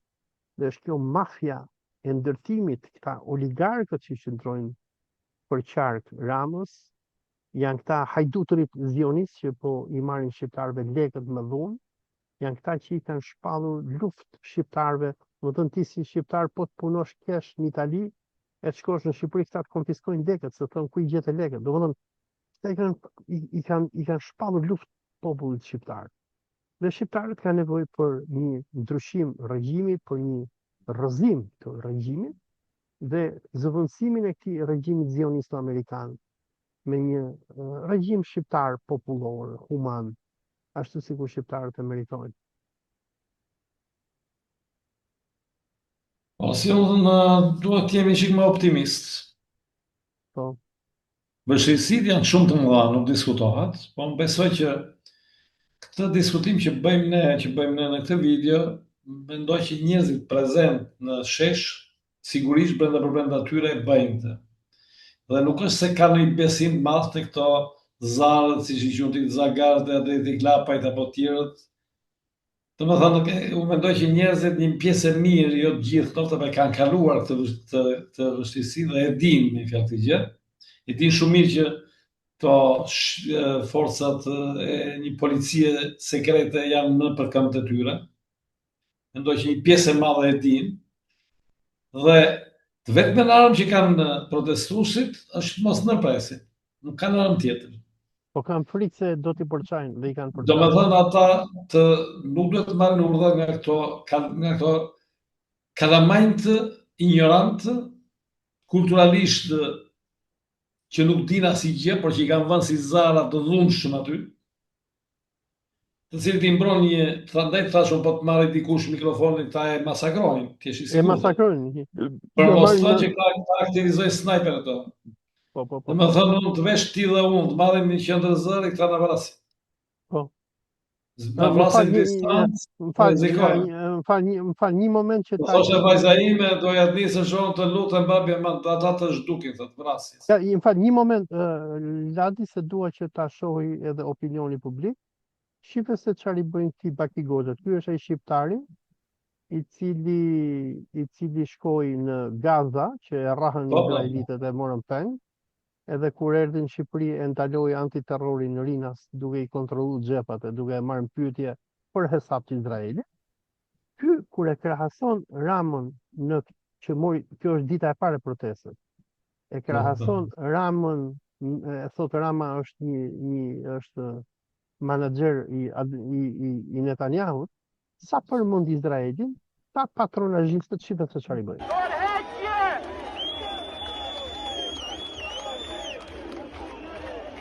Si e rria e ati? Urdhëro? Si e rria i... Po, është ky Balla Kastrioti që është tu, dhe këtu është ky Ilir Xhemala. Janë këta të dy, është edhe ai Maloku me atë qeleshën e katoliku, janë këta, por janë edhe disa tjerë, dhe ky me sa kanë vënë re ka një grup të organizuar dhe kanë të dhunshëm. Shqipe se çfarë i bëjnë këtij personit, këtij Baki Goxha.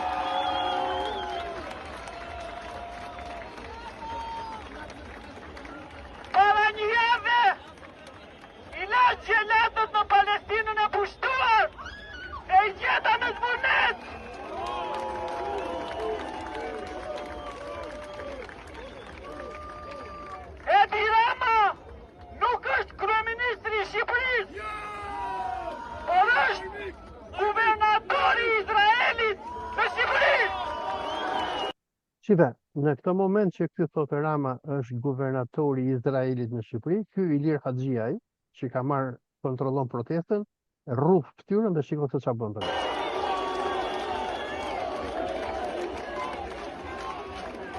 Opa, e shef, i thot këtij zullapit gjatë hiqe, thot. Hiqe, se sulmoi Ramën dhe Izraelin.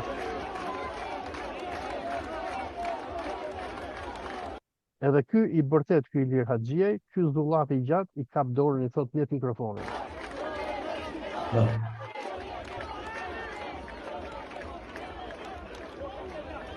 Kjo është qeveria e Jeshillëkut në 2016-ën. që e mbushi Shqipërinë me ashesh 18 vjet.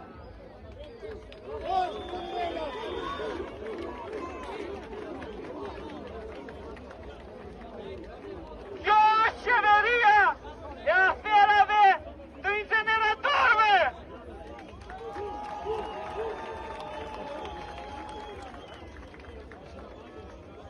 Kjo është qeveria e aferave të Akshit. Kjo është qeveria e aferave të Pallukut.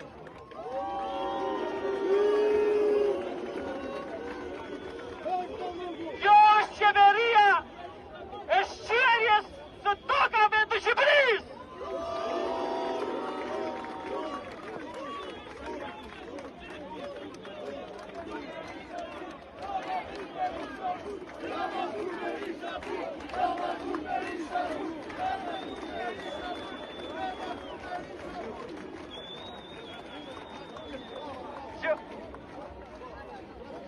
Që gardi do të hiqet, kjo nuk ka dyshim. Që projekti do të anullohet, kjo nuk ka dyshim. Po ne kërkojmë tërheqje!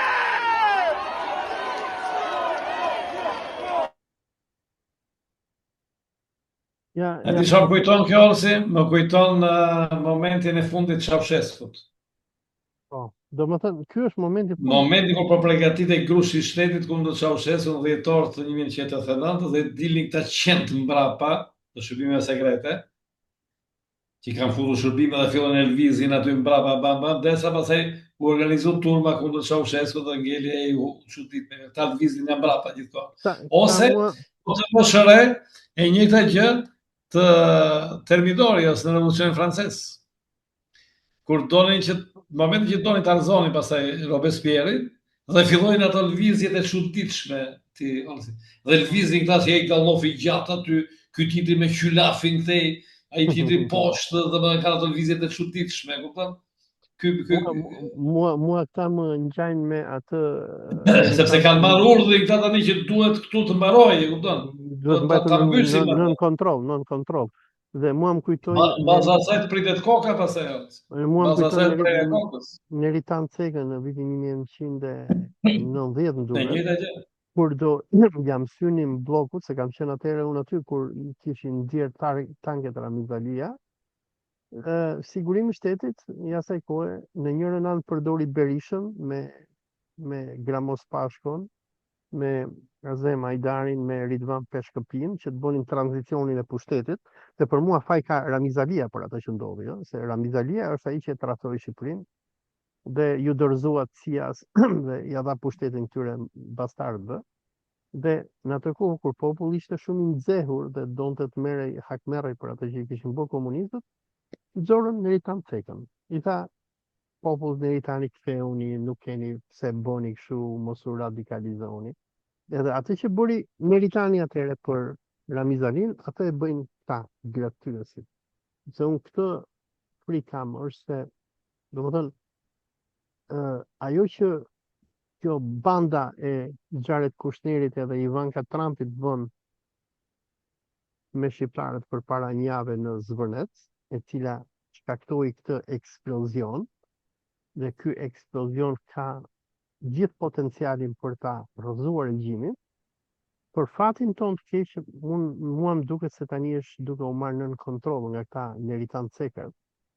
Dhe domethënë këta janë duke e devijuar urrëtitjen popullore. Se urrëtitja popullore është të largohet Rama, të largohen zionistët nga Shqipëria dhe amerikanët, dhe Shqipëria t'i kthehet shqiptarëve. Dhe shqiptarëve t'u hiqen këto gjobat, kjo vuna policore dhe shtetërore që Rama ka vënë, dhe Shqipëria të bëhet vend i lirë dhe vend për shqiptarët. Po unë kam frikë se këta Rama, domethënë, kam frikun se domethënë Rama është shumë i aftë për intrigë, do bëj me këta i lirë xhemajlët me kompani atë që ka bërë në të kaluarën me Lulbashën, me atë gjelin e Peqinit, se harrova si e ka emrin, me gjitha opozitarët, me Adriatik Lapën, me Endri Shabanin.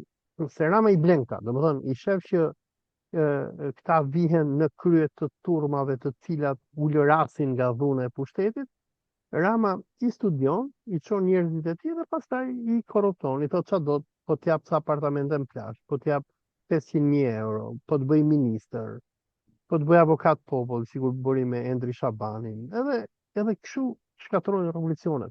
Se domethënë revolucionet shkatërrohen nga tradhtarët.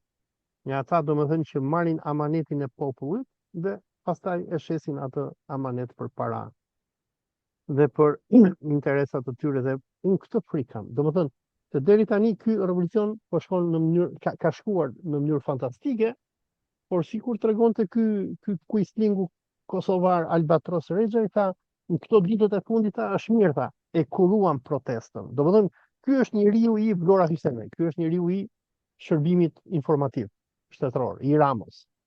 Dhe ai foli shumë sinqerisht në atë video që luajt këtu, që thanë ditët e para tha na u sulmoi Izraeli, se këta këtu kanë hamin, mos i sulmohet Izraeli, po tani tha e kemi kuruar protestën. Dhe nëse ke parë, në këto ditët e fundit, këto sloganet kundër Amerikës, kundër Trumpit, kundër Kushnerit, kundër Netanyahut, janë zëvendësuar me sloganet që do mbrojmë pelikanin apo flamingon e Karavastase dhe të Zvërnetit. Domethënë, nga një revolt popullore, nga një revolucion, po kthehet në një maskarad pelikanësh, penguinësh, pederastësh, e ku e diun çfarë tjetër. Dhe kjo është ajo që i demotivon njerëzit, se njerëzit kur vinë fillim vinë me shpresë që do t'i heqin qafe këta qelpsira, që po na vjedhin vendin, që na gjobisin me taksa që i kanë mbushur burgjet me shqiptarë, që na vjedhin lekët kur hym në Rina, se kemi frikë cjellim lek në Shqipëri të investojmë vendin tonë etj. Pra, gjithë ajo protestë që nisi, unë kam frikë se këta do ta degenerojnë me këto lloj sloganesh, jo do mbrojmë pelikanin, jo do mbrojmë buburretin e ku dëgjon. Edhe kështu është se si britën revolucionet. Dhe në një moment që aty brenda si do jetë siç diskutojnë ka edhe të tjerë ndoshta nuk kanë aftësinë për të folur, nuk kanë eksperiencën, por sepse në rast se njerëzit tërhiqen tani nga protesta, mund të fillojë një represion kundër atyre që kundër njerëzve. Ky është më rrezikshëm. Do fillojë represioni. Do fillojë represioni. Njerëzit e kuptojnë, besoj. Njerëzit po e lanë sheshin. Po e lanë sheshin, topi ka dhënë kundërshtarit, pastaj ka dhënë armikut. Policia e antiterrorit gja ka filluar, se po më tregojnë ca nga Shqipëria, që kanë filluar policët e antiterrorit të trasin shumë nga këta protestuesit musliman, dhe shumë do përfundojnë. Se fillojnë pastaj të akuzojnë sikur ke dashur të prishë rendin demokratik, rendin kushtetues, to pislloqet me fjalë ke bërë arrestime dhe burgosje, e kupton? Do të shumë e rrezikshme situata. Ke bërë thirrje për terrorizëm etj. Megjithatë, çfarë është e mirë deri në këtë moment është që kjo protesta kundër Kushnerit dhe Netanyahu dhe zionistëve në Shqipëri ka marrë për masa planetare. Do të thënë në të gjithë botën, nga Malajzia deri në Toronto, mediat po vlojnë duke treguar se çfarë korrupsioni kanë bërë amerikano-zionistët me gjithë Ramën në Shqipëri, se si grabisin pronat e shqiptarëve. Dhe kjo është që po e çmend Ramën, dhe kjo e kanë bërë Ramën si idiot. Dhe këta zagarët e tij, njerëz që nga Ervin Karamuço te ky Turi Dërri kosovar, ju akuzojnë ditët e para ky budallaj Karamuço thoshte është shërbimi inteligjent rus, është spionazhi rus. Më pas nga rusët akuzuan Greqinë. Fillimisht Rama akuzoi muslimanët, ndërsa sot Rama akuzoi Iranin. Për fatin ton të keq, dua ta theksoj këtë ladi, është që nuk po ka ndonjë agjentur që ta marrin dorë këtë protestë. Unë e di për shembull që italianët e duan Ramën të vdekur, sepse italianët nuk duan që Sadanin edhe Bregdetin e Vlorës ta marri Izraeli. Italianët kanë bërë luftën e parë botërore, luftën e dytë botërore, luftën e Vlorës, çfarë nuk kanë bërë që ta kontrollojnë Zvërneci, atë Sazanin edhe bregun e Vlorës. një nga arsyet se në vitin 1913 Saran dhe Gjirokatër e tjerë ju dhanë Shqipërisë ishte Italia. Sepse Italia nuk donte që ta sillte Greqinë në vetin Adriatik, se nëpërmjet Sazanit ata mund të mbyllnin kanalin e Otrantos, sepse Sazani është pikë strategjike, është sikur Hormuzi që ka Irani. Ashtu sikur Irani i ka mbyllur Hormuzin Amerikës dhe aty po bëhet nami nëpër botë, s'ka më naftë dhe Trumpi shkon edhe i përulet iranianëve, i thot Hong Shamutin tani. Mbyllet kanali Otrantos. Edhe Otranto është shumë strategjike dhe unë e di që italianët janë, domethënë shërbimi sekret italian është tërbuar për këtë që po do, por nuk ka çfarë të bëjë. Unë do doja që t'i apeloja italianëve që të bëjnë diçka, që ta ndihmojnë shqiptarët të përmbysit ky regjim dhe ose të paktën t'i thonë Ramos që shiko, ty të shquar populli, mos bëmë lojra me zionistët, respektoje popullin tënd, o legend, o pler, ose domethënë ku dëgjon, Evropa duhet ndërhyj, Evropa duhet të ndërhyj, domethënë të ndihmoj shqiptarët, sepse marrja e Sazanit nga zionistët dhe amerikanët është kërcënim për Evropën.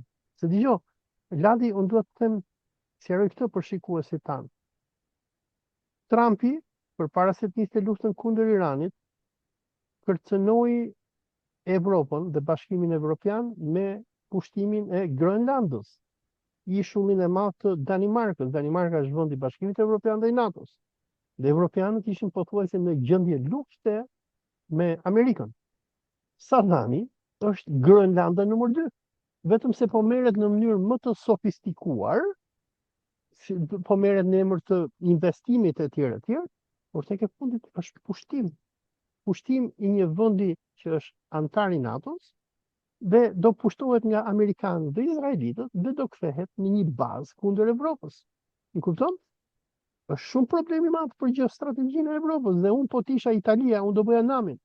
Italia, Greqia, Bashkimi Evropian, unë nuk do t'i lejoja amerikanët dhe izraelitët që të merrnin një nga ishut më strategjik të detit Adriatik. Është problemi, është kthyer në problem internacional Shqipëria në këto momente. Dhe prandaj po. Këtu është planifikuar këtu në Romë, ose është planifikuar një asemble publike e madhe që kanë thirrur italianët. Është për javën që vjen. Ku diskutojnë për Shqipërinë. Ku do bëhet në çfarë? Nuk e di vendin akoma se ku do organizojnë, por domethënë janë shoqata të ndryshme, organizata të ndryshme që kanë thirrur këtë asemble publike për të diskutuar për Shqipërinë. Domethënë Shqipëria, sido që tjetë, është një problem internacional tani. Domethënë manifestuesit mund të tërhiqen, mund të rifillojnë prapë, se unë them edhe nëse do ta shuajnë këtë gjë që kanë nisur. Unë them që kjo do rindezet përsëri, por rindezja kur filloj për herë dytë do jetë shumë me ashpër, pastaj edhe mund të jetë shumë e dhunshme. Dhe dhuna pastaj për fat keq prodhon pastaj edhe probleme të vështira. Unë shpresoj këto procese të tilla kështu nisin, ose me goditjen e parë ti nuk e arrin dot ndoshta, po kur fillon goditja e dytë është shumë e ashpër. Ladi, unë shpresoj që shoqëria civile italiane, por edhe politika italiane do ndërhyjë, biles interesohu po pati ndonjë takim në Senat, në Romë, në Ministrinë e Jashtme, në Farnezina, apo edhe me shoqërinë civile italiane. Këtu besoj që do e bëjnë në universitet, mendoj këtë. Okej, domethënë po mundem që të shkojmë edhe ne. Diskutim publik në një nga këto salla të mëdha që kanë këto të rektoratit. Po mundem që edhe ne si shqiptarë shkojmë aty dhe t'i sqarojmë italianëve se çfarë po ndodh, sepse kjo që po bën Rama nuk është kërcënim vetëm për shqiptarët, por është kërcënim për Evropën dhe në veçanti për Italinë, sepse domethënë duke e kthyer Vlorën dhe Sazanin në një enklav izraelite, se dëgjoj se harrova të përmend këtë para se ta mbyllim bisedën. Një nga arsyet pse shqiptarët po protestojnë është edhe coftimi që Rama i ka bërë Shqipërisë. Rama domethënë në vitin 2017 krijoi mini shtetin Mujahidin. Në Manës, ky ka krijuar shtet brenda shtetit. Domethënë ti e ke parë edhe kur i shkoi policia Mujahidinëve 2023-shin, këta dolën duke luftuar me policinë. e dëbuan policinë nga kampi. Domethënë ky ka krijuar një shtet terrorist në Manos. Në 2024 ky deklaroi në OKB që do bënte shtetin Bektashian, se edhe atë ja kërkoi Izraeli, dhe i bëri edhe thirrje kolonëve izraelit që të vinin edhe të vendoseshin në Shqipëri. I tha Shqipëria është vendi juaj. Domethënë shteti Manzës, shteti Bektashian, dhe ky tani po krijon një enklav izraelite nga Zvornici deri në Sazan. Dhe Turqia, Italia, vendet e Bashkimit Evropian janë të gjitha të çmendura, të shqetësuara me këtë që po bën ky.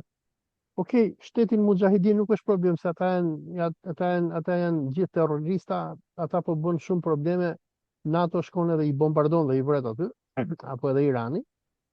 Shteti Bektashian mund të menaxhohet se ai Babamondi ai është Langara që i bën çfarë i thon, por po të krijuat një enklav izraelite apo një shtet izraelit nga Zvornici deri në Sazan. Evropa nuk e kontrollon dot. Evropa nuk po kontrollon dot Izraelin që po bën masakra mbi të krishterët e Libanit, që e rrafshoi Gazën. Dhe ky është një problem shumë i madh për Italinë, për Vatikanin, për Evropën dhe për gjithë sigurinë e NATO-s. Është shumë problem i madh. Ladi, e mbyllim? E mbyllim. Mirë që u falenderoj të gjithëve.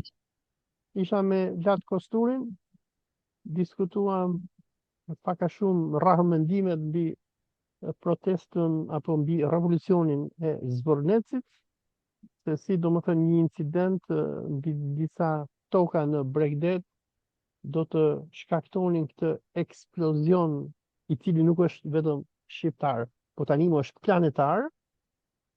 Dhe pak a shumë sqaruam me Ladin arsyet e këtij revolucioni, pse shqiptarët po protestojnë, kush janë arsyet, si Rama po mundohet që ta marrin nën kontroll situatën, se si agjentët e tij mediatik janë të kënaqur që kanë arritur që në një farë mënyre ta devijojnë frymën e protestës, dhe pak a shumë kërcënimin që tradhtia e Ramos ndaj Shqipërisë është duke i dhënë jo vetëm Shqipërisë edhe kombit shqiptar, por edhe Evropës dhe fqinjve tanë. Ladi, do shtosh diçka para se ta mbyllim? Nesër në 15 ditë në Romë përpara ambasadës shqiptare këtu në Romë. Në 15 ditë. Manifestimi. Do bëni protestë. Protesta nesër në mbështetje me fjalë të kësaj. Ladi, të lutem. Të këtij shpërthimi shqiptar. Ladi, kur shkoni nesër, bani ca pankarta dhe thoni Edi Rama mos ia shit Shqipërinë Izraelit. Mos ia shit Sazanin Izraelit. Mos ia shit Shqipërinë Netanyahut. Sepse opinioni publik italian është shumë i ndjeshëm me Izraelin. Ata e urrejnë Izraelin për ato që ka bërë. Dhe që ta marri vesh edhe Italia që shqiptarët e Italisë janë një popullat e ndërgjegjshme që e do vendin e tyre, se ta kuptojnë se çfarë bastardi Netanyahu dhe Rothschildët kanë instaluar në Tiranë. Ladi, të falenderoj shumë. Falenderoj nga unë, Olsi, edhe falenderoj gjithë. Ju falenderoj gjithëve, natën e mirë. Selam aleikum.